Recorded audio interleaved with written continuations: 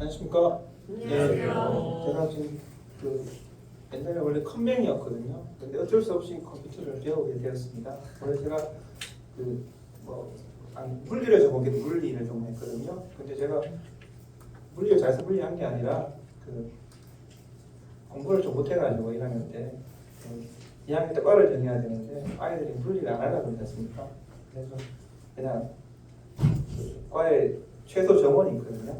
그래서 저도 물리가 안 가고 그냥 이렇게 말로 하는 국제관계학과 이런 데 가고 싶었는데 그래 밀려가지고 물리학과를 갔는데 물리학과 가니까 다 컴퓨터를 하더라고요. 그러니까 문과는 글을 많이 써야 되는데 이과는 그냥 간단하거든요. 몇 개 숫자 주고 갖고 하는 거. 근데 힘들었어요. 그러니까 저희 과 14명, 5명 중에서 딱 3사람만 그 내용을 이해하고 나머지 한 3분의 1 정도는 반 정도 이해하고 있어요. 힘들었었는데 컴퓨터도 제가 잘 못하는데 이제 사회생활을 배워야 되지 않습니까? 하다 보니까 PPT도 제가 잘 못합니다. 그래서 좀 그걸 그렇게 억지로 하다 보니까 잘은 못하지만 그냥 하는 게 있지 않습니까?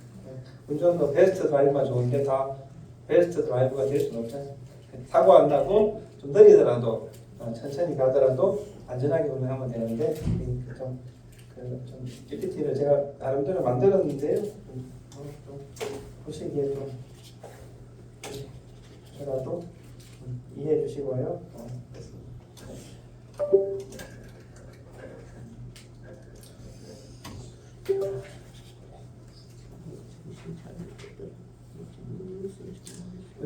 제가 2월달에 트리케를 갔다 왔는데 터키라 그러죠. 갔다 왔는데 좀 갔다 와서 이제 간접이라기보다는요 그냥 간접 경험이죠. 그러니까 이제 가기가 쉽지가 않지 않습니까? 저도 가게 된 이유가 저도 거기 다니는 거 되게 싫어해요.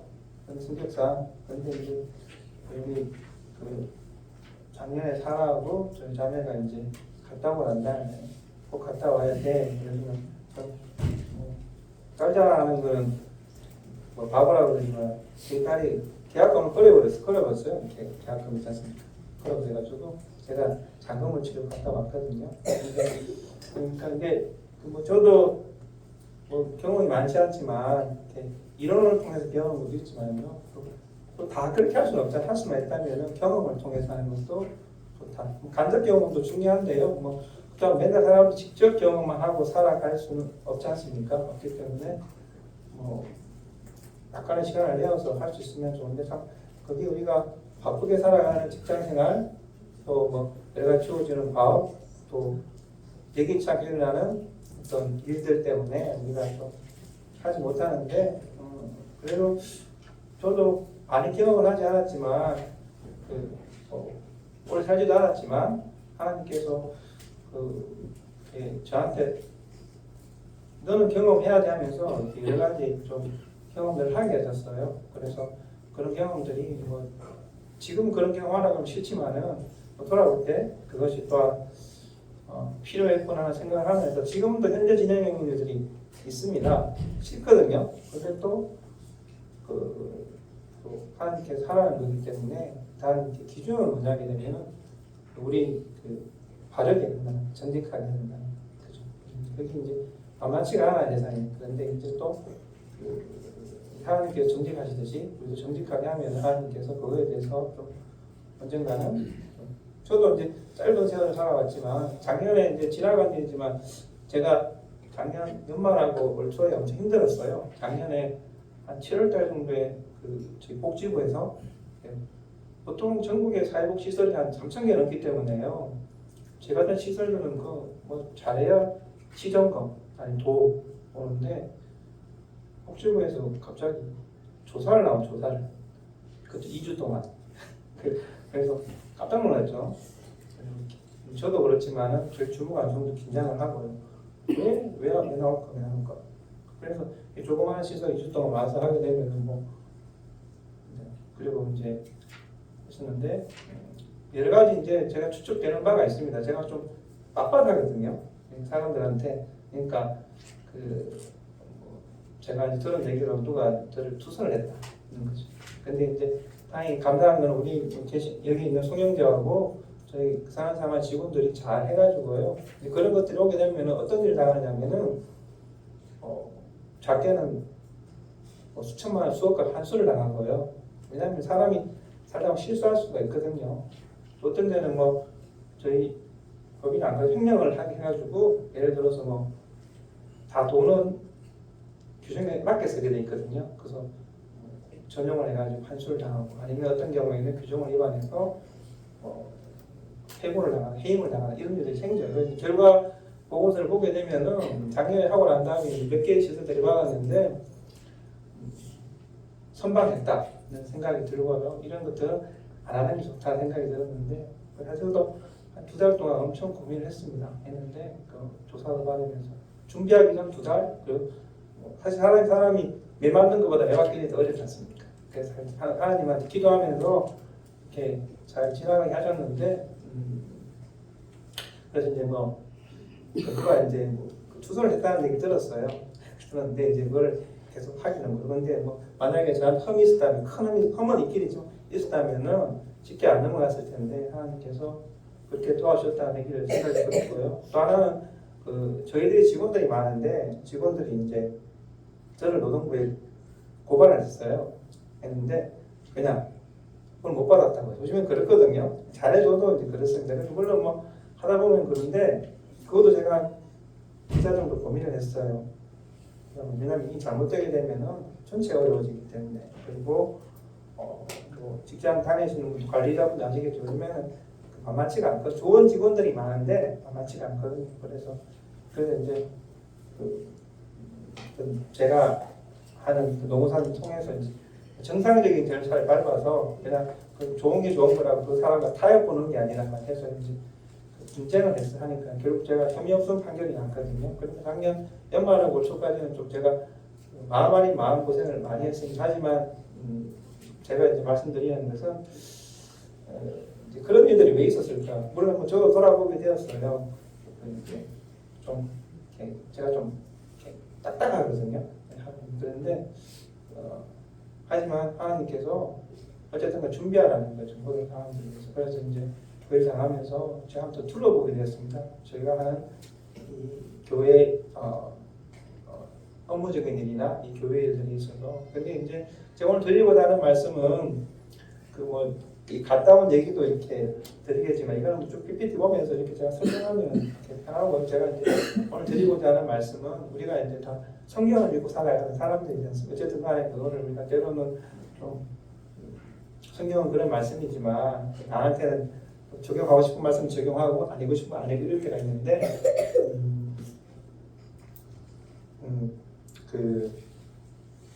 우리가 이제 그거를 이제 나한테 이렇게 적용할 때 이제 그것이 이제 우리한테 큰 도움이 되는데 우리는 그렇지 못한 경우가 되게 많아요. 그러니까 그래서 이제 좋을 때는 이제 그 말씀을 나 적용하지만 어려울 때는 그 말씀 나한테 이제 아니라는 생각을 하기도 하고요.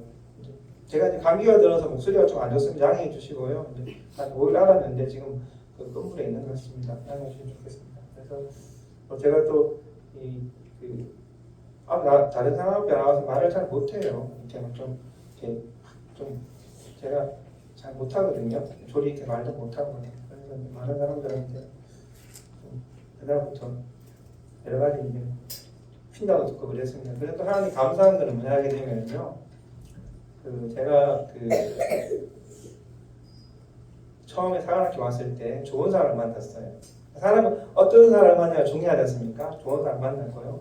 내가 쏘리 달고 나가서 좋은 사람 만났어요. 제가 1학년 때 처음 좋은 만난 사람 나보다 1년 선배였는데 지금은 그분이 해군 중장이 돼 있어요. 근데 그분 때문에 제 짝지였거든요. 말씀드린 적이 있지만 엄청 고생했어요. 그 때문에 제가 잘못하면 그 사람 대신을 나야 돼요. 그래서 지금 연락하고 지내는데 참 감사해요. 왜냐하면 그분이 때문에 내가 혼날 때도 제 뒤통수를 치면서 잘해 그랬거든요. 격려해 주세요. 격려. 그리고 그 사람은 나보다 능력이 뛰어나요. 그리고 뒷박질을 할 때 아침에 4km 구구할 때 제가 맨날 나고 있거든 1학년 때. 그러면은 그 선배가 날 불러서 등을 탁 치면서 잘해. 왜냐면 그 선배가 3학년한테 가서 딱 삐삐 흘리면서 혼나고 난 다음에도 보통 사람 같으면은 야, 너 때문에 나 혼났어. 그래서 나를 힘들게 할 텐데 그러지 않았어요. 그래서 항상 기억이 되는 거죠. 그리고 이제 지금까지도 연락을 하고 지내요. 또 두 번째 이제 감사한 거는 뭐냐면은 제가 그래도 어떻게 졸업해서 나갔습니다. 끝을 결정을 해가지고 쏘이라고 나가서 기획장은 쏘이지 않습니까? 그래서 처음 가게 되면 분대장, 중대장을 해야 되거든요. 근데 제가 지금도 이렇게 안 보이거든 잘요.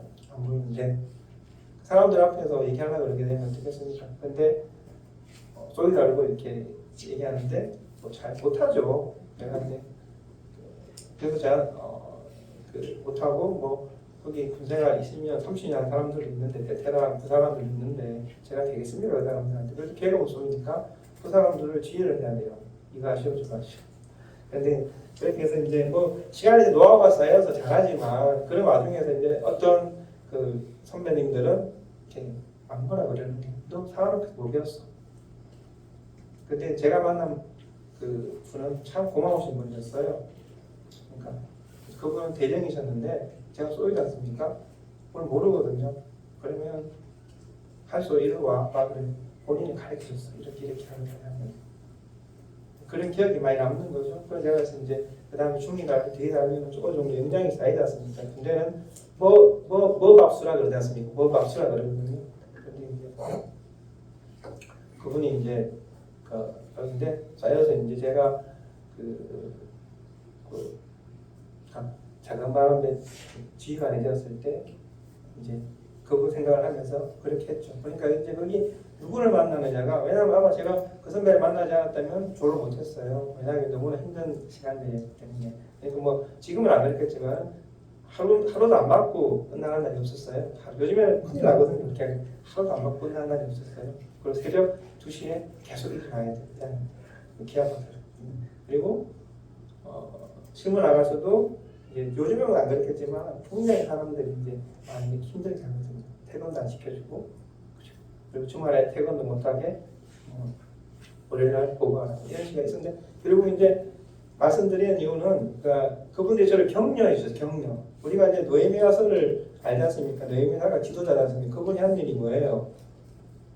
예루살렘 성벽을 재건하기 위해서 맞지 않습니까? 그렇죠? 이스라엘이 남유다가 마지막에 멸망하고 난 다음에 바벨론 포로 거쳐서 쭉쭉쭉 해서 이제 페르시아 그렇죠? 해서 있는데 그 와중에 느헤미야라는 사람이 이제 이스라엘 허물어진 성벽을 재건하게 가는데 뭐 다들 아시겠지만 느헤미야서 2장 3장 읽어보게 되면 그 과정이 나와요.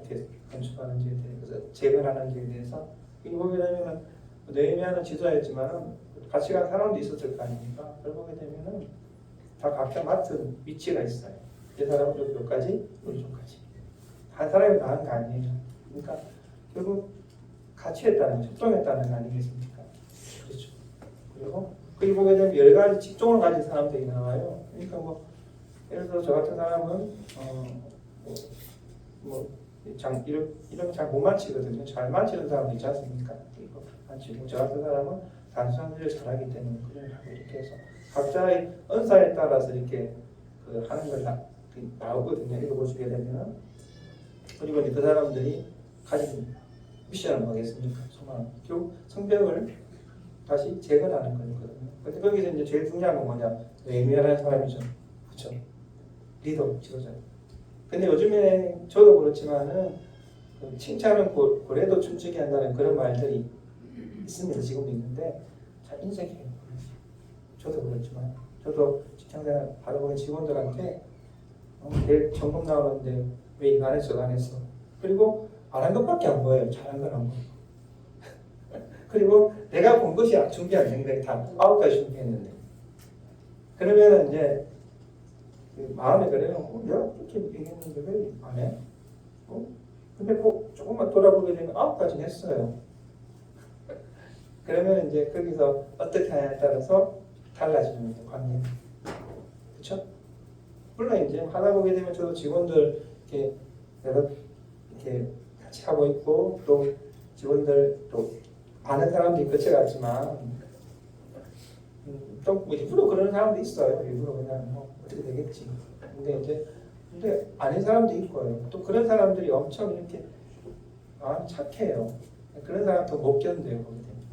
근데 이제 이제 그런 것들 있을 때 우리가 어떻게 가르쳐주고 격려해주고 또 아니면 슬쩍 내가 좀 해주는 거예요.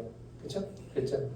근데 그건 쉽지 않다는 거죠. 오늘 이제 말씀을 드리는 거는 뭐 여러 가지 그렇죠. 우리 하나님께서 우리의 예배를 통해서 우리가 예배를 드리는 것은 여러 가지 예배를 이렇게 감사를 드리는 것도 있지만은요. 하나님 우리 격려해 주신다는 생각이 들어요. 격려. 우리가 하나님한테 감사 올려드리지만 격려해 주시는 거죠. 왜냐하면 나는 너희들 이렇게 사랑했어. 그리고 너희들이 나한테 이렇게 예배드리면 나는 기뻐해. 아예 방법을 안 가르쳐주고 있지 않습니까? 그러니까 방법을 안 가르쳐주고 너 나한테 우리 감사해야 돼. 그러면은 뭘로 감사해야 되지? 그렇죠? 하나님께 우리한테 예배를 통해서 나가서 마음으로 감사드리고 그리고 나의 나된 것을 하나님 은혜라는 이런 감사를 할 수 있도록 우리들한테 예배의 시간을 주신다는 생각을 하면서 우리가 제가 오늘 이제 보여드리는 영상을 통해서 오래전에 살아갔던 우리와 똑같은 그리스도인들이 있었습니다. 그렇죠? 그 그리스도인들의 흔적을 간접이나 보시면서요. 또 나중에 원하는 기회 되시면은요, 만드셔가지고 다녀오시면은 제일 좋다는 생각이 듭니다. 그리고 이제 가능하시면 이렇게 건강하실 때 좀 많이 걸어야 되니까요. 생각이 있습니다. 오늘 제가 좀 PPT 보면서 말씀을 드리겠습니다. 제가 좀 잘 만들지 못했는데요. 제가 우리가 있는 곳은 대한민국이죠, 그렇죠? 그리고 이제 여기 기적회라고 했는데요. 제가 이제 이곳을 비행기를 타고 갔습니다. 그래서 갔고요. 2월 3일에 출발해서 2월 15일 날 이렇게 돌아왔습니다. 비행기 타고 가는데 비행기 타면은 그럴까 두 번 주고 내리죠, 그렇죠? 내려서 튀르키예에 있는 이스탄불이라고요. 이제 공항에 내렸습니다. 그래서 이제 오늘 말씀드릴 내용은 2월 4일하고 5일 일정인데요. 너무 뒤에 쭉 있는데 너무나 좀 PPT가 많아서요. 좀 2월 4일하고 5일 일정만 좀 보여드리겠습니다. 그래서 12시간 비행해서 갔고요. 그리고 이스탄불 공항에 도착했고요. 오늘 말씀드릴 것은 이제 이스탄불 공항에서 또 국내선 타고 1시간 반 가서 쿠로바라는 곳에 갔습니다. 우리가 이제 다소라고 많이 들어봤죠. 사도 바울의 고향이죠. 다소. 이게 다소 사람들. 다소가 있는 쿠로바에 가서 이제 다소와 또 갑바도기아를 둘러봤는데요. 갑바도기아는 사도 바울이 직접 갔다는 성경의 기록은 없습니다. 아시겠지만 사도행전 1차, 2차, 3차 이렇게 전도에 성경책에 다 나와 있는데 이렇게 지도를 보게 되면 갔다는 기록은 없는데 갑바도기아를 간 이유는 거기에 이제 초기 그리스도인들 흔적들이 많이 남아있기 때문에 다녀왔습니다. 이렇게 다녔고요. 터키는 튀르키예는 아시겠지만 이렇게 유럽과 아시아에 걸쳐 있는 그런 도시가 되겠습니다. 그래서 유럽이 한 3% 정도 되고요. 아시아에 있는 땅이 한 97% 되고요. 그리고 이제 여기 보스포러스 해협이라고 해서 해협이 있습니다. 이게 역사적으로 전략적으로 상당히 중요한 위치고요. 안쪽으로 들어가는 국해 많이 들어보셨죠? 국해가 있고요. 이렇게 바깥쪽은 지중해가 되겠습니다. 2월 4일 화요일 날은 내리기만 했고 있지 않았는데요. 아다나 공항으로 간다고요. 마지막 날에 저희들이 이제 여기서 있으면서 배를 타면서 이렇게 야경도 보고 또 그곳에 있는 여러 가지 유적도 들러봤습니다. 야경이 좋더라고요. 그래서 이제 동서양이 교차하는 곳이기 때문에 다양한 사람들이 있고요. 사람들 살아가는 모습은 거의 다 비슷하죠. 다만 유지하다는 건 이제 교회가 없고 이슬람 사원들이 있고 좀 이슬람 경전 소리 있지 않습니까? 그런 소리가 들리는데 그래서 우리가 성경책에서 보는 이렇게 소아시아 지도인데요.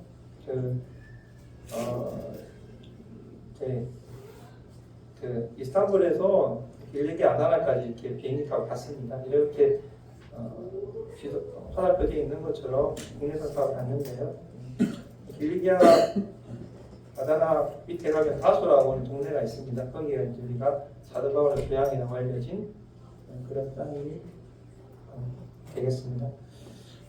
그래서 오늘은 이제 저희들이 이제 그 길리기아에서 이쪽에 그 화살표 있는 거 이쪽에 이제 소아시아 7교 있지 않습니까? 다녀가고 쪽에서 이제 뭐 그 그리스도에서 이렇게 해서 다시 또 이렇게 이스탄불로 이런 일정이었는데요. 이것저것 많이 다녀봤는데 엄마 이제 내용이 많기 때문에 오늘은 길리기아 이쪽하고 갑파도기아 말씀을 드리겠습니다. 이렇게 저희 다닌 그 사도행전 지도에서 볼 때 이번에 여행해서 다닌 그 지역이 이렇게 표시되어 있는 이 지역이 되겠습니다. 지명은 갈라디아, 갑파도기아, 뭐 트라키아, 이렇게 빌립보 많이 들어보셨죠? 데살로니가 교회 이런 교회는 아가야, 고린도 이렇게 되었습니다. 제 목소리 잘 들리시죠? 안 들리시면 얘기하세요. 그리고 뭐 사도 바울이 총 3차 로마 합성되는 거 말고 3차에 걸친 그 선교 여행을 했죠, 그렇죠? 그래서 1차 선교 여행, 2차, 3차가 있는데 이거 1차 선교 여행 지도를 그냥 참고해서 이렇게 올려두었습니다. 1차 선교 여행은 아시겠지만 그 뭐 바나바와 그렇죠? 아까 요한과 사도 바울이 같이 했어요. 근데 2차부터는 그 바나바와 사도 바울이 같이 하지 못했죠, 그렇죠? 누구 때문인가요? 예? 마가랑 요한 때문이죠, 그렇죠? 마가 요한은 바나바의 조카였죠, 그렇죠? 그래서 이제 근데 그거에 대해 정확한 이유를 아는 사람은 있을까요, 없을까요? 성경에 안 나와 있습니다. 안 남아 있는데 제가 뒤에 좀 말씀을 드릴 텐데 거기서 이제 그 추정되는 얘기를 해주더라고요. 이장에 가보게 되면은 그 사도 바울 1차 선교여행 때 북으로 지나서 이렇게 버가 통해서 올라갈 때 이제 그쪽 지역이 엄청 험하거든요. 봤을 때 마가 요한이 내가 저걸 어떻게 넘을까 이런 마음으로 돌아갔다고 이렇게 이제 뭐 가이드가 설명을 하더라고요. 그러니까 사실 또 가보니까 지금은 그래 도로가 좁혀서 그런데 지금도 험준한데 그때는 어땠을까? 그때는 뭐 강도도 많이 나오고요, 기록도 많이 나오고 그런 시대였는데 설명을 들었습니다. 그래서 그 바울의 출생지가 길리기아 다소라는 것은 잘 알고 계시죠? 그러니까 다소는 그 소읍이 아닌 길리기아 수도입니다. 당시에는 이제 로마 제국이었기 때문에 여러 넓은 영토가 있었고요. 그 지역을 나누어서 또 총독이라고 우리나라 옛날에 일제시대 때 우리나라에 총독이 있었죠, 그렇죠? 총독이 그렇죠? 일본의 황제의 명을 받아서 웬만하면 다 처리했지 않습니까? 그래서 총독이 있던 그런 도시이고요. 그래서 당시 인구가 한 50만 원 정도 되었다고 합니다. 그래서 역사학자인 스트라우라는 사람이 이렇게 말했다고 합니다. 다소에 있는 사람들은 철학뿐만 아니라 교육 전반에 걸쳐 열심히 헌신해오고 있다. 아덴, 알렉산드리아 그리고 다른 지역 학교의 철학 강의를 능가했다 이렇게 설명했는데요. 당시 이제 지중해 지역에 그 교육과 학문의 중심지가 이집트에 있는 알렉산드리아 그리고 그리스 아테네 그리고 방금 말씀드린 길리기아 다소, 그러니까 아시아에 있는 다소가 교육의 중심지였다. 그만큼 이곳이 교육과 문화의 중심지였다는 거죠. 그곳에서 나고 자랐다는 거죠. 그래서 다소는 그 흑염소와 목장지대로 염소 틀과 가죽으로 천막을 이렇게 만드는 일들을 많이 하는 곳이었답니다. 그래서 우리가 사도행전 18절 3절에 보게 되면은 사도 바울이 뭘 만드나요? 우리가 사도 바울이 그 성경 가르치는 일 말고 뭐 했나요? 낮에는 천막을 만드는 거죠, 그렇죠? 18장 3절에 나오는데 그런 걸 했다는 거죠. 그러니까 지와 뭐 요즘 말로 얘기한 지와 뜻과 최고의 경비한 옛날에 우리나라의 화랑과 같은 있지 않습니까? 그것만 하는 게 아니라 그렇게 했답니다. 그래서 사도 바울이 천막을 만드는 기술을 가지고 그러니까 자기가 생업을 유지하겠다는 우리가 다들 알고 계시죠. 그래서 사도행전 22장 3절에 보게 되면은 그 말하기를 나는 유대인으로 길리기아 다소에서 났고 이렇게 되어 있습니다.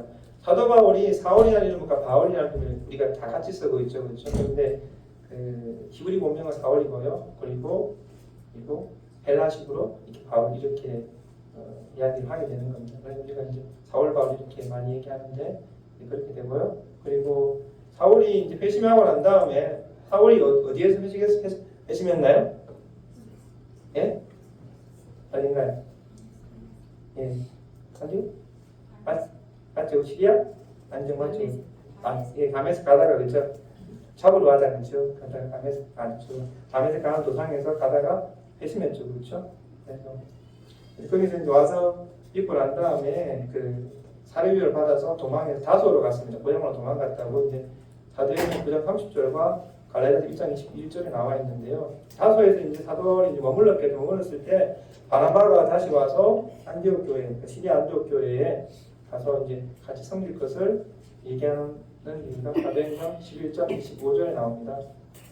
근데 이제 그 다소라는 그 동네가 그 사도 바울이 태어난 곳이지만 우리 사도행전 지도나 볼 때 다소를 거쳐갔다는 그런 그 설명 없어요. 근데 2차, 3차 행전 지도를 참고해 보시게 되면은 글로 지나갈 수밖에 없어요.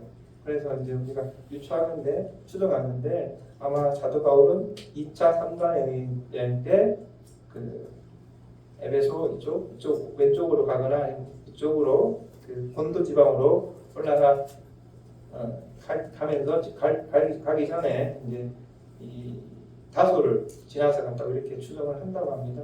그런 점도 있고요.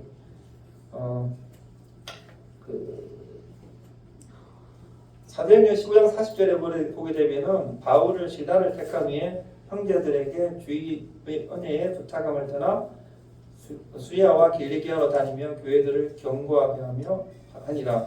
바울이 드베와 루스드라 이름에 이렇게 되어 있습니다. 그러니까 이제 그 2차 선교 여행의 시작 얘기거든요. 이게 뭐냐면 1차 선교. 그래서 이제 그 드베와 루스드라는 1차 선교 여행 때 사도 바울이 거쳐갔던 곳에 그곳에서 이제 그 복음을 전하고 예수님 믿는 그리스도인들이 생겼겠죠, 그렇죠? 그래서 둘러본다는 거. 그러니까 우리가 막 씨를 뿌리고 난 다음에 그냥 놔두게 되면 잘 자라는 우성은 잘 자라게 열성은 잘 안 자라지 않습니까? 우리는 그 씨 뿌리지만 말씀에 있듯이 그것을 우리가 또 잘 돌보는 것들, 그것은 참 중요하죠, 그죠? 둘러봤다는. 그래서 2차 선교의 시작이 이렇게 되었고요. 위에 이제 사도행전 18장 22절에 보게 되면은 가이사라의 상륙하에 올라가 교회 안부를 물은 후에 안디옥으로 내려가서 얼마 있다가 떠나 갈라디아와 브리기아 땅을 차례로 다니며 모든 제자를 굳건히 했는데 이제 2차 선교 여행 이때 끝나고 난 다음에 이제 안디옥에 있다가 다시 이제 3차 전쟁이 시작하는 그런 내용이거든요. 그러니까 여기서 보게 되면은 갈라디아와 브리기아를 다니며 차례로 다니며 모든 제자를 굳건히 했는데 사도 바울이 그냥 막 씨 뿌리는 것이 아니라 돌봐줬다는 거죠. 우리가 이 내용을 보면서 사도 바울이 복음만 막 전한 것이 아니라 자기가 뿌렸던 것을 다시 둘러봤다. 저희들도 이제 막 바쁘다 보게 되면 뒤를 못 돌아보거든요. 그런 것들을 한번 생각해 보게 되었습니다. 지금은 뭐 차 타고 가지만은 그 당시에 힘들었을 겁니다. 그리고 이제 설명드리면 여기 다소라고 되어 있거든요. 다소 이제 찍은 사진인데요. 이륙지가 개발되어 있는 겁니다. 보시게 되면 뭐 이런 것들은 많이 보는 사진들인데 이런 것들 옛날에 뭐 상점들 있지 않습니까? 이게 상점들이 있다는 거죠. 도로가 있었고요.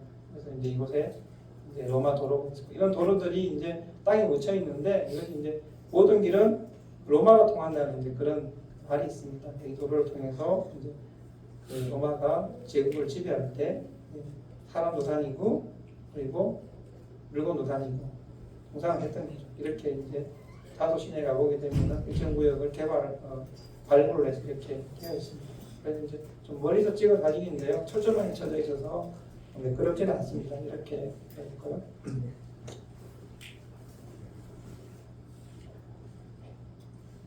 그리고 이제 이거는 그 도로를 만든 그런 옛날 공법이라고 설명이 되어 있는데 뭐 지금 아스팔트 까는 것보다 더 잘 깔았다는 생각이 들더라고 설명을 들으니까 이렇게 보신 것처럼 다지고 작은 돌을 고 시멘트하고 위에 물에 또 갈고 그리고 지금은 아스콘을 하지만 그때 아스콘에서 돌을 잘라가지고 4막 70cm 해가지고 가보게 되면 거의 동일하더라고요. 크기가 잘라서 맞추어가지고 이렇게 돌을 깔았다는 사람들 시작 이렇게 배수로도 있고 인도도 있고 아까 말씀드린 것처럼 옆에 이제 여러 가지 상점들이 있었던 거죠, 그렇죠? 여기 뭐 지금도 도로 옆에 상점들이 있듯이 그렇게 그 당시에 이제 그렇게 만들었다고 합니다. 그리고 도로폭도 3m 상당히 넓죠, 그렇죠? 지금 뭐 6m가 기본이라고 하는데 3m 당시 길로 상당히 넓었을 거예요. 이렇게 딱 비교를 맞춰서 이렇게 만든 것을 볼 수 있었습니다.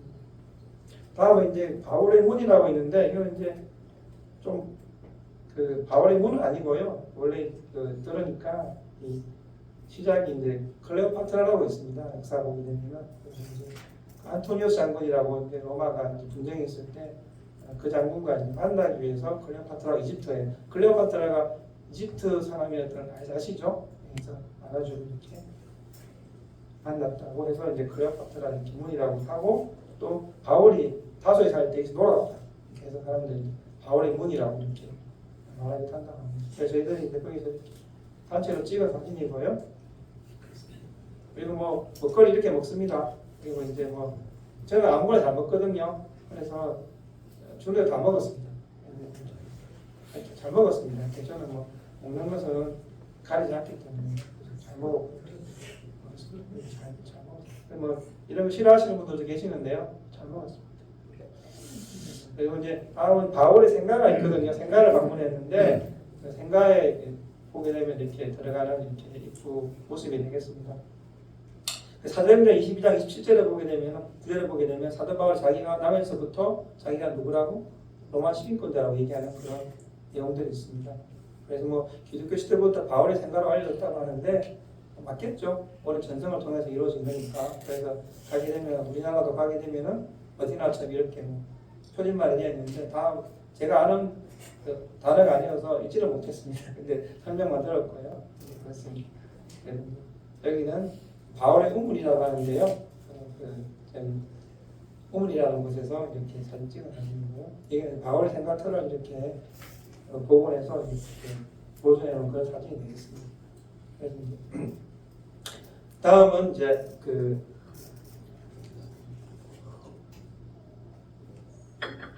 길리아 관문이라는 곳인데 아까 제가 조금 전에 말씀드렸는데 사도 바울이 북쪽으로 서쪽으로 가기 위해서는 이 타우루스라는 산맥을 넘어야 되거든요. 그 산맥을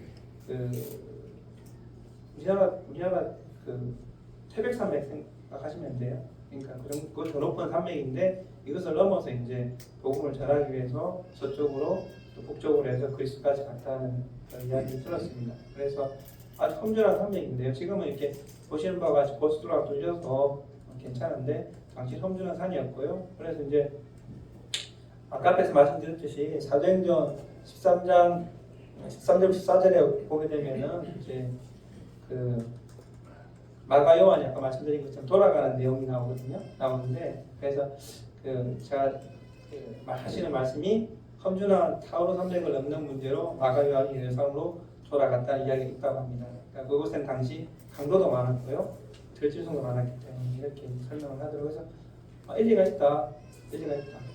이야기 되면은 젊은 청년이 그렇죠. 그래서 그렇습니다. 그리고 이렇게 하늘에서 본 사진이고 이렇게 쭉 지나서 이렇게 북쪽으로 올라가게 되면은 에베소와 우리나라는 라오디게아 이런 쪽 가게 되어 있습니다. 북쪽으로 본도 그리고 비시디아 이런 쪽으로 가게 되어 있습니다.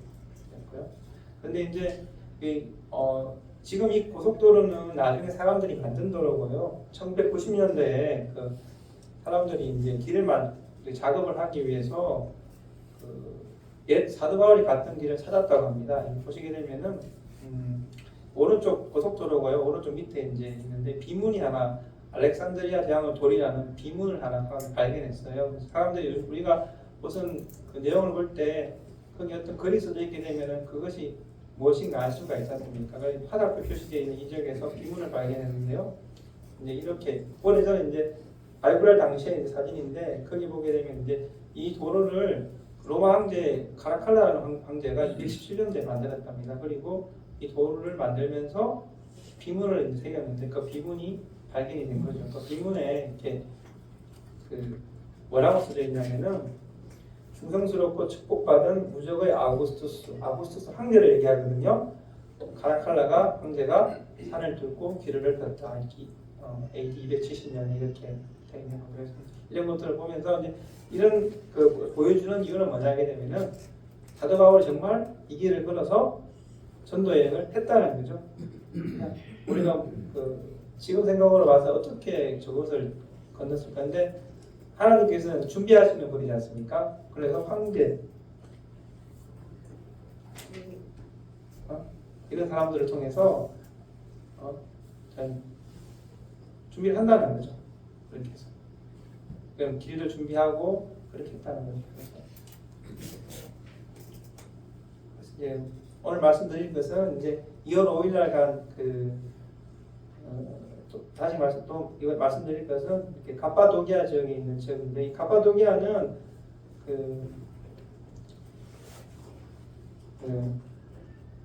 소아시아 오른쪽에 있는 지역인데요.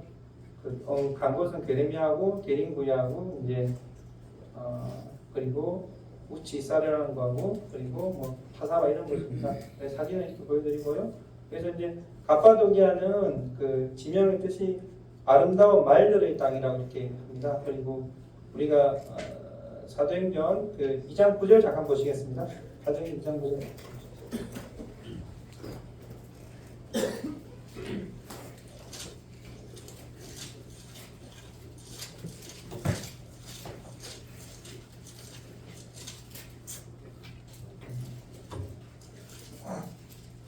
사도행전 2장 9절 말씀 보게 되면은 2장 9절하고 10절을 제가 읽겠습니다.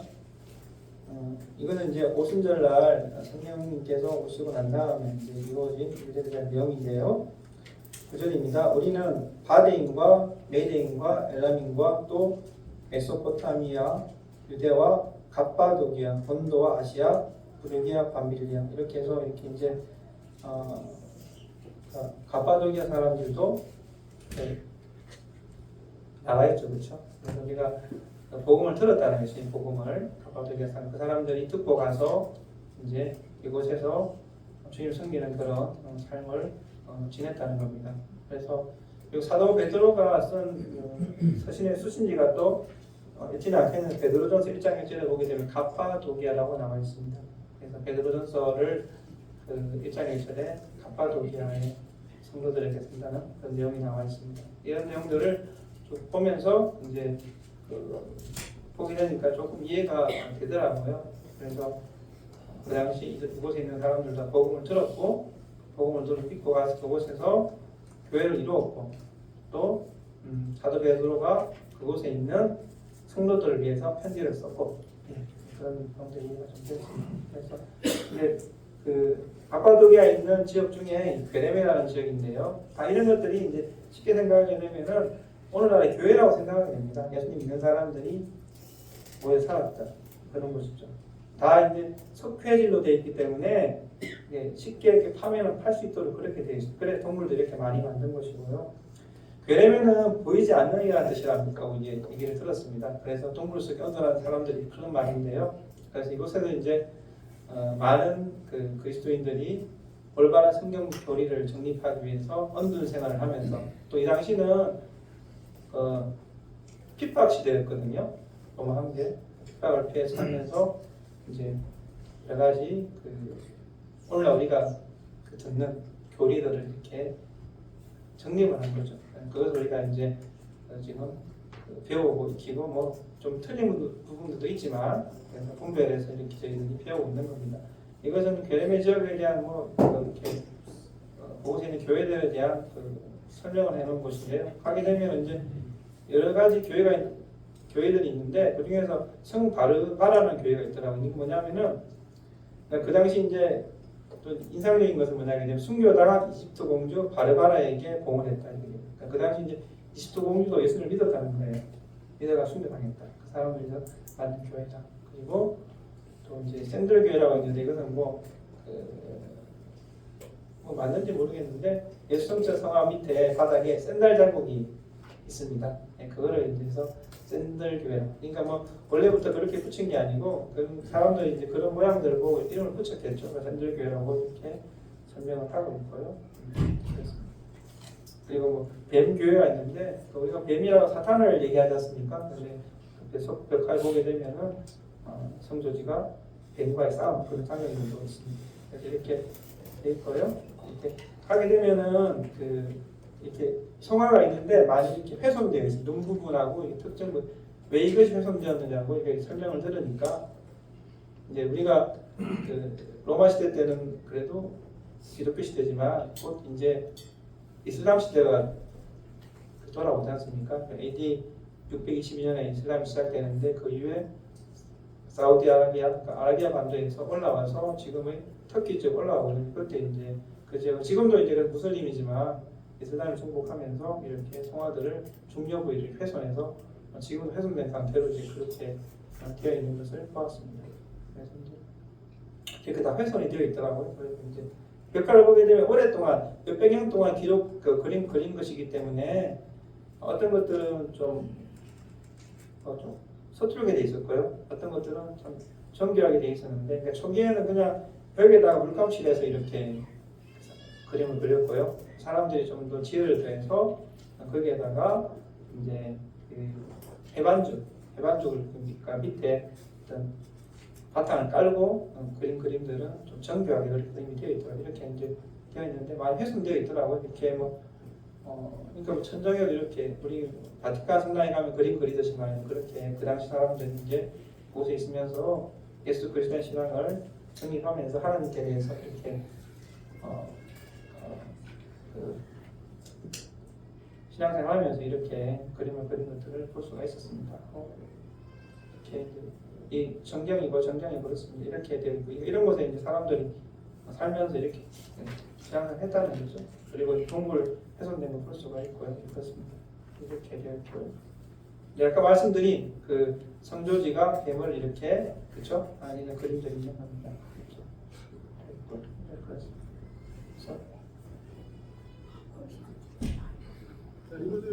이건 제가 영상을 찍은 건데요. 그때 눈이 되게 많이 왔거든요.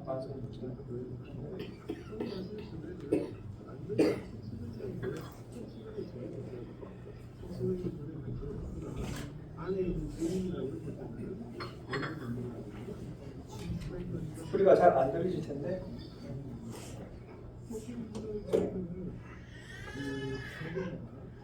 이 정도 하고요. 이렇게 다 안에가 훼손이 되어 있습니다. 이렇게요.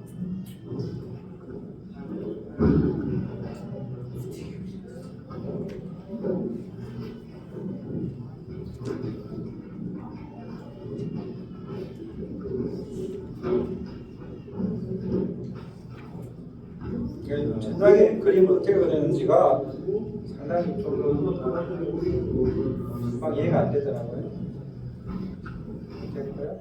그리고 이제 이거는 이게 그 그림을 보게 되면은 이렇게 성인들이 이렇게 손가락으로 무슨 표시를 하고 있지 않습니까? 근데 이제 그것이 다 뜻이 있다 그러더라고요. 이렇게 설명을 해주시는 장면인데 이제 손가락이 잘 안 되더라고요. 근데 한번 되시는 분들 한번 해보시죠.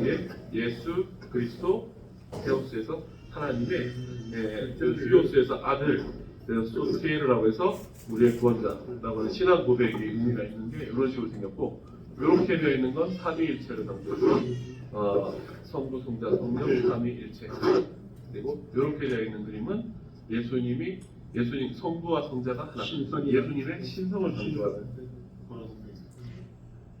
한번 해보세요. 나중에 한번. 그래서 빨리 가겠습니다. 우치살이라고 옆에 있는 곳인데 이것도 외침에 대비해서 연주 생활하면서 이렇게 사람들이 숨어서 신앙생활 했던 곳이고요. 로마 시대에는 무덤으로 사용됐고 여러 가지 다양한 용도로 사용이 되었다고 합니다. 그리고 이제 이렇게 되어 있습니다. 그리고 눈온 장면이고요. 그렇고 눈온 장면이고 그렇습니다. 그래서 다 파사반데 이것도 옆에 있는 근처인데요. 당시 이제 수도사 그러니까 신앙생활하는 사람들이 그곳에서 언주생활하면서 이렇게 바위 안에 방을 만들고요. 돌침대 잠을 자면 수도를 했다고 합니다. 들어가 보니까 이제 다 돌로 이루어진 지역이기 때문에 돌로 침대 만들고요. 돌로 해가지고 베개 만들고 그렇게 있더라고요. 저희가 갔을 때 눈 온 장면이고요. 이렇게 되어 있습니다. 그래서 위에는 단단한 현무암이고요. 밑에는 연한 현무암이라서 그렇게 파고 들어갈 수 있었다고 합니다. 이렇게 돼 있고요.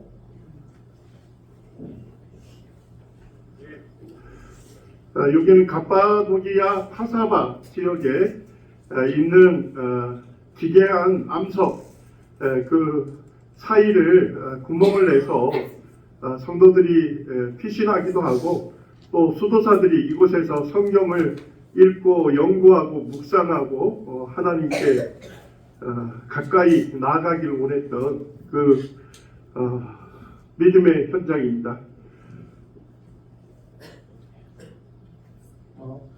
그렇고요. 그 파노라마라고 했는데 파노라마는 지역을 얘기하는 건 아니고요. 그러니까 방금 말씀드린 세 개의 지역을 다 볼 수 있는 그런 지역이 있더라고요. 그러니까 위에 올라가서 이렇게 본 장면인데 쑥 들어가 있기 때문에 다 올라가 있는 그런 데가 있었습니다. 그래서 밑에서 보게 되면 앞에서 보여드린 것들을 다 볼 수 있도록 되어 있고 이렇게 되어 있습니다. 그래서 이거 되어 있고요. 안쪽의 장면이고 여기서 이제 저희들이 이제 동영상으로 위에서 다 볼 수 있도록 찍은 사진이 되겠습니다. 와우.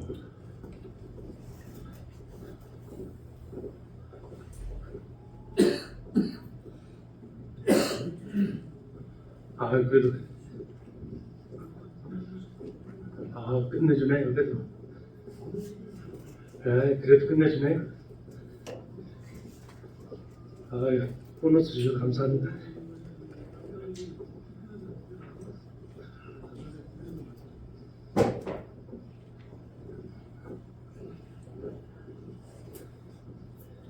이렇게 지역 넓은 지역에 이렇게 당시 이제 교회들이 있었고요. 네, 그렇습니다. 넘어가겠습니다. 다음은 이제 그 대림구요라고요. 뭐 많이 들어보셨겠지만은 그 로마에 뭐가 있었죠? 우리 그리스도인이 숨어 살던 곳이 지하 도시가 뭐가 있었나요? 그렇죠? 카타콤 맞죠, 그렇죠? 카타콤 맞나요? 네, 카타콤 맞습니까? 예, 예 그렇게 저는 맞습니까? 예, 카타콤 같이 이제 여기도 지하 도시가 있었다고 합니다. 그래서 대림구요라고 해서 뭐 깊은 우물이라고 이렇게 뜻이 있다고 그러는데요. 그래서 이제 로마 시대에 박해받던 초대 교회인 피난처였고 아랍 군대의 침입에 대비해 피난처였다고 합니다. 그래서 이제 이것이 이제 막 우리 그리스도인들이 만든 거 아니고요. 오래 전부터 기원전 8세기부터 해가지고 이곳에 이제 외침이 있으니까 사람들이 숨어 살기 위해서 땅이 파기가 좋지 않습니까? 파가지고 땅 속으로 지하 80m까지 그러니까 건물로 치게 되면 20층 이상 되는 깊이를 파서 그 안을 미로와 같이 만들어서 누가 나를 이렇게 잡으러 오더라도 잡지 못하도록 그렇게 한 그 도피 시설, 방어 시설이었는데 이제 그곳에 이제 우리 그리스도인들이 로마 시대 박해를 피해서 콘스탄티노플 황제가 그리스도를 공인하기 전까지 그렇죠? 이곳에서 숨어서 살았다 이렇게 이야기를 들었습니다. 그걸 보겠습니다. 그래서 이제 방금 말씀드린 그 기원전 8세기경에 만들어졌고요. 그리고 초기 기독교 시대에서 4세기부터 10세기까지 박해를 피해서 그리스도인들이 숨어 살았던 곳입니다. 예. 입구 사진이고요. 표파하는 곳이고요. 이거는 이제 앞에 가게 되면 이렇게 되었었다고 이제 그림이 이 사진이 이제 되어 있는 것을 찍었습니다. 이거는 이제 제가 유튜브에서 좀 가져왔는데요. 대림구요를 우리가 저도 이제 가서 따라가려고 설명만 드렸기 때문에 이해가 안 가잖아요. 그래서 좀 유튜브에서 제가 좀 5분짜리인데 이렇게 좀 가지고 왔습니다. 좀 짧게 보시고요. 이해하시면 좋겠습니다.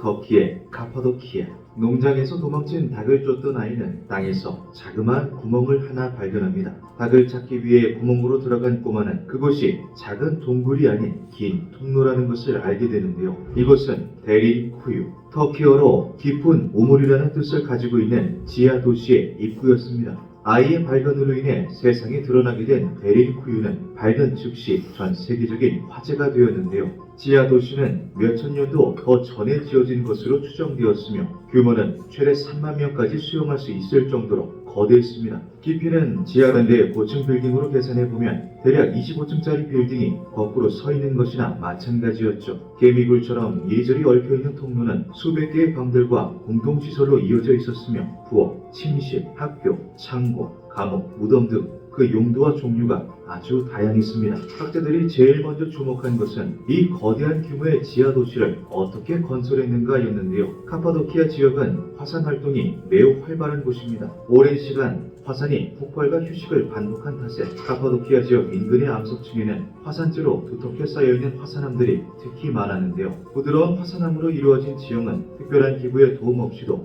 땅을 파내는 데 수월했다고 하죠. 공기에 닿으면 다시 단단해지는 특성 또한 가지고 있어서 지하도시 건설에는 그야말로 최적의 조건을 갖춘 땅이었습니다. 이로 인해 데린쿠유는 수백 개가 넘는 통로와 방들을 지하에 뚫고도 무너지지 않고 몇천 년의 세월을 견뎌낼 수 있었죠. 하지만 학자들은 굴을 파내는 것이 수월했다고 하더라도 이 정도 규모의 도시를 땅 밑에 건설하는 데는 최소 300년의 시간이 필요했을 것이라고 말합니다. 데린쿠유는 단순한 동굴이 아닌 도시의 목적으로 만들어졌기 때문에 설계 역시 아주 과학적이고 체계적이었는데요. 학자들이 제일 놀랐던 부분은 데린쿠유의 환기시설이었습니다. 지하로 85m까지 내려가는 도시에 공기를 순환시키기 위해서 지상에서부터 수직으로 뚫은 구멍들을 모든 방으로 연결한 것이죠. 중심 환기구와 보조 환기구를 구분하고 공기의 흐름도 고려한 아주 과학적인 환기구였습니다.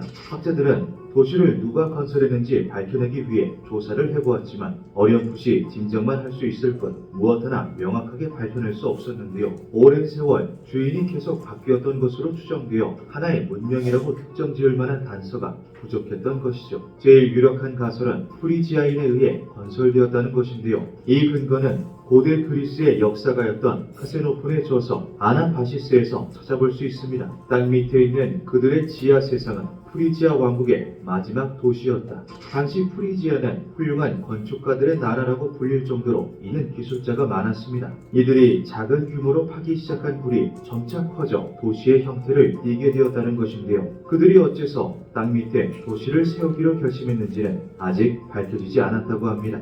고대 로마 제국의 종교 박해로 인해 기독교인들의 은신처로 사용하기 위험이었다는 말이 있으나 그것은 프리지아인들이 도시를 건설한 이후의 일이죠. 학자들은 프리지아인들의 초기 건설 이후 주인이 바뀌면서 데린쿠유가 점차 넓어지고 체계적인 시스템을 갖추게 되었을 것이라 말하는데요. 실제로 데린쿠유는 도시라기보다는 요새의 성격을 더 많이 띠고 있습니다. 데린쿠유에 살았던 이들은 지상을 두고 땅 밑을 택한 이들이었기에 외부와의 접촉을 거리는 경우가 많았는데요. 주요 통로들에는 거대한 돌문이 배치되어 있어서 언제든 맘만 먹으면 안에서 문을 걸어 잠글 수 있었고 도시의 통로 곳곳에는 함정이 설치되어 있었습니다. 땅이 쑥 꺼지는 부분들이 존재하여 모르는 이들이 함부로 발을 디뎠다가는 그대로 목숨을 잃을 수도 있었죠. 통로적으로 뒤섞어 놓아 마치 미궁에 들어온 것만 같은 착각을 불러일으켰으며 중간중간 막다른 길을 배치하여 길을 헤매는 이들에게 무력감과 압박감을 주기도 하였습니다. 통로들은 넓어졌다 좁아졌다를 반복하는데 그 이유도 좁아진 통로에서 적들을 한 명씩 처단하기 위함이었을 거라고 하죠. 이들이 식수로 사용하는 물기를 막으면 되지 않느냐라고 생각할 수 있지만 그 부분 역시 방비가 되어 있었습니다. 이들은 한 곳이 아닌 여러 곳에서 우물을 끌어다가 썼으며 그 위치는 외부에서 볼 때 전혀 티가 나지 않게끔 손을 써놓았습니다. 각 우물별로 끌어오는 물들은 각기 다른 저장소에 들어갔기 때문에 적들이 우물 한두 개에 독을 풀고 막아도 문제될 것은 없었죠. 이로 인해 데린쿠유는 13세기 칭기즈칸의 침략에서도 완벽하게 저항하며 살아남을 수 있었습니다. 데린쿠유는 현재 20여 층 중 지상과 가까운 8층만 외부에 공개되어 있습니다. 터키 정부가 이를 관광 산업으로 추진한 것인데요. 데린 괴담이 하나 돈다고 합니다. 무리를 이탈하였다가 행방불명된 관광객이 있는데 결국은 찾지 못하였다. 그는 드넓은 지하 세상에서 그냥 사라져버렸다. 사건의 진위성은 파악되지 않았지만 3만 명을 수용할 수 있는 20여 층 규모의 지하 도시라면 충분히 가능한 일처럼 보이죠. 아직 해결되지 않은 의혹들을 가득 품고 있는 지하도시 데린쿠유. 아직 탐사하지 못한 저 아래에는 과연 어떤 비밀이 숨어 있는 걸까요? 영상 보셨으니까 제가 앞으로 설명드릴 내용들을 다 이해하실 겁니다. 제가 본 내용을 사진으로 이렇게 보여드리고 마치도록 하겠습니다. 데린쿠유 지하도시 구조도가 이렇게 되어 있습니다. 이렇게 설명 그 자료에 있는 내용인데요. 사람들이 살 수 있도록 이렇게 되어 있고 이게 살 수 있다는 것은 뭐 공기가 있었고요, 그렇죠? 그리고 두 번째 물, 그렇죠? 제일 중요한 물이 있었기 때문에 그렇죠. 그래서 그 앞에 설명드렸듯이 베드로서 1장 1절에 갑바도기아는 베드로 사도의 편지를 수신한 지역 중에 하나입니다. 그러니까 결국 앞에서 말씀드렸듯이 그리스도인들이 살고 있었다는 거죠, 그렇죠? 그리고 그 히브리서 1장 38절에 보게 되면은 의미심장한 말씀이 있는데요. 이런 사람들은 세상이 감당하지 못합니다. 그들이 광야와 산과 동굴과 토굴에 유하입니다. 이 말씀을 읽게 되면은 이걸 생각하게 되면은 이 말씀이 있는지가 좀 이해가 되고요. 또 가이드북에 설명하시면서 이 말씀 읽어주면서요. 그러니까 정말 그 광야와 산과 동굴과 토굴에 살았다. 그리고 이 사람들은 세상이 감당하지 못한 사람들이다. 그러니까 그리스도인들은 결국은 그 세상이 감당하지 못하는 사람들이어야 되고 또 그런 사람들이라는 거죠. 우리한테 주는 교훈이 좀 있다는 그런 생각이 들었습니다. 이렇게 있고요. 그리고 내려가는 길 이렇게 되어 있습니다. 그리고 아까 말씀드린 환기구 있지 않습니까? 통로 공기 들어올 수 있도록 되어 있고요. 아까 이제 말씀드린 그 추적자가 올 때 이 돌문을 막아버리게 되면은요 절대로 바깥쪽에서 내리지 못하도록 그렇게 되어 있습니다. 한번 굴려보려고 했는데 잘 안 굴려지더라고요. 우리 그 수락상감의 흔들바위처럼 잘 안 되더라고요. 이제 옛날에는 그래서 굴려서 막았다 이렇게 되는 거고 이렇게 이제 또 당시 어떻게 살았는지에 대해서 이렇게 설명이 하게 되면은 이게 동물도 키운 흔적이 있고요. 그리고 이렇게 넓은 솔도 있습니다. 그리고 막과 흔적도 있고요. 그리고 그것도 이제 당시 예배를 드렸기 때문에 포도주 있지 않습니까? 포도주를 만드는 장소도 있고요. 그렇습니다. 그래서 이렇게 또 굉장히 이제 뭐 넓지는 않지만 생각할 때 우리 교회 한 3분의 반 정도 되는 넓이 공간이 있더라고요. 지하에. 그래서 이제 그들을 성경학교 모임의 장소였다 이렇게 설명을 하는데 이제 보니까 뭐 이렇게 앉아서 이렇게 같이 공부를 했을 것이다 이렇게 설명을 하더라고요. 다 이제 돌로 만들었죠. 특별하게 뭐 다른 기구가 없으니까. 그리고 공동체 모임 장소가 별도로 또 있었고요. 이렇게 카페에서 봤듯이 이렇게 막 다 미로로 되어 있습니다. 그러니까 길 모르는 사람들은 나중에 헤매겠죠. 이정표에 있는 것도 아니고. 그리고 또 당시 사람들이 또 생로병사했을 거 아닙니까? 그러니까 이제 안에 이제 무덤도 같이 있었고요. 무덤 장소 있었고 그렇습니다. 이렇게 뭐 여기 우리 교회 닮으신 분이 계십니다. 그리고 이제 여기 그 통로인데요. 이렇게 얼마나 좁은지 아시겠죠? 이렇게 한 사람이 통과해서 이렇게 들어서 이렇게 우리 이제 그 남원 전문기의 김종만 형님이신데 형님이 덩치가 좀 좋으시거든요. 근데 겨울에 통과할 수 있는 그러니까 공기구가 되어 있고요. 그리고 내려가는 장소. 그러니까 이제 길은 두 사람이 통과할 수 있는 그런 길은 없습니다. 그리고 이렇게 또 곳곳에 이렇게 넓은 장소가 있는데 이런 장소는 이제 모임 장소 그런 장소가 되겠고요. 이렇게 아까 그 말씀 돌문 있지 않습니까? 돌문이 이렇게 곳에 이런 것들이 있어서 이렇게 막게 되어 있고요. 환기구. 그러니까 아까 말씀드린 주환기구가 있고요, 부환기구가 있는 거예요. 그 주환기구가 있어서 이 부환기구를 통해서 각 섹터가 있을 거 아닙니까? 그곳을 공기가 통해서 이렇게 설계가 되어 있고요. 이거는 이제 저희들이 앞에서 보여드린 그 모임 장소에서 있는 장면이고요. 여기는 포도주 양조장입니다. 그러니까 여기 이제 사람이 들어가서 얼마나 깊은지 알겠죠? 이렇게 여기 이제 위에서 이쪽에 보게 되면 포도주를 넣어서 짜는 틀이 있거든요. 틀을 짜서 이제 포도주를 만들었다 이렇게 설명을 들었습니다. 이제 잠깐 영상 또 보겠습니다. 여기 저린 구유 한기구입니다.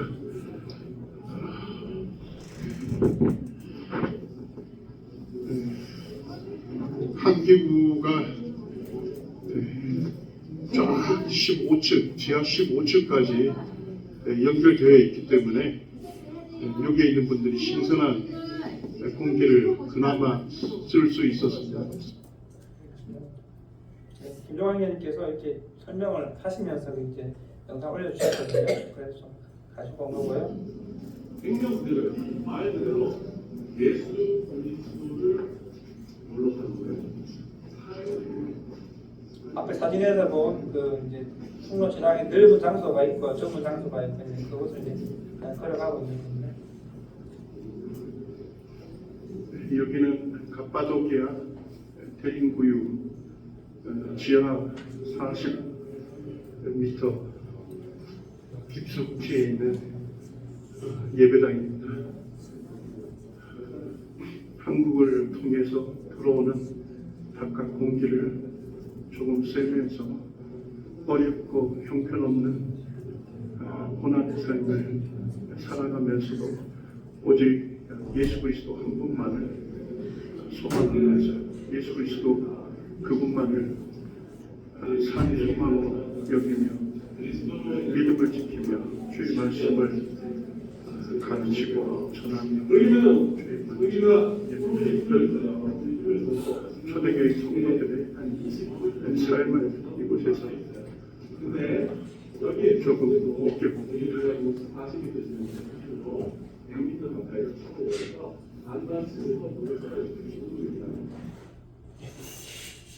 지하 40m 정도 되는 그 장소인데요. 그곳에서 이제 뭐 빛도 없고 그렇죠. 그래서 그곳에서 이제 신앙을 유지하며 살았던 그 흔적을 볼 수가 있었습니다. 그래서 정리하면은요, 그 우리가 항상 그 알고 있는 말씀이지만 데살로니가전서 5장에 보게 되면 항상 기뻐하라, 쉬지 말고 기도하라, 범사에 감사하라. 이는 그리스도 예수 안에서 너희를 향하신 하나님 뜻이라고 되어 있지 않습니까? 그래서 이제 그 특히 이제 영어를 제가 잘 못하지만 영어를 좀 가져왔는데요. 그 범사에 감사하라는 영어를 보게 되면 give thanks in all circumstances거든요. 그러니까 아시겠지만 뭐 circumstance가 모든 환경 상황이지 않습니까? 그러니까 모든 상황에서 감사하라고 하나님께서 말씀하고 계십니다. 이 당시 사람들도 이 말씀 따라 듣지 않습니까? 모든 상황에 감사하면서 그곳에서 앞날이 안 보이겠죠, 그렇죠? 누가 쫓아오고 잡히면은 죽는 그런 상황이기 때문에 살았다. 그래서 그것을 위해서 그들은 항상 기뻐하면서 기도했겠죠. 그렇죠? 이 말씀을 생각하게 되었고요. 앞에서 제가 말씀드린 히브리서 1장 38절 내용에 있는 말씀인데요. 36절, 38절 말씀을 보게 되면은 36절부터 읽겠습니다. 또 어떤 이들은 조롱과 채찍질 뿐 아니라 결박과 옷에 갇히는 시련도 받았으며 돌로 치는 것과 톱으로 켜는 것과 시험과 칼로 죽임을 당하고 양과 염소의 가죽을 입고 유리하여 궁핍과 환난과 학대를 받았으니 38절입니다. 이런 사람은 세상이 감당하지 못하느니라. 그들이 광야와 산과 동굴과 토굴에 유리하였느니라. 그러니까 하나님께 우리한테 바라시는 것은요. 뭐 오늘날도 그렇지만 모든 상황에서 세상이 감당하지 못하는 그런 신앙 상기를 바라신다는 것을 좀 이렇게 그 장소를 보면서요. 생각이 되고 사람은 또 상대적이기 때문에 또 지금 제가 제일 어렵지 않습니까? 그렇죠? 그러니까 지금 내가 제일 어려우니까 이런 상황도 우리가 잘 감당하게 되면은 우리가 그리스도인으로서 잘 감당하게 되면은 하나님께서 바라시는 세상에 감당하지 못하는 그런 우리가 신앙생활을 쭉 할 수 있고요.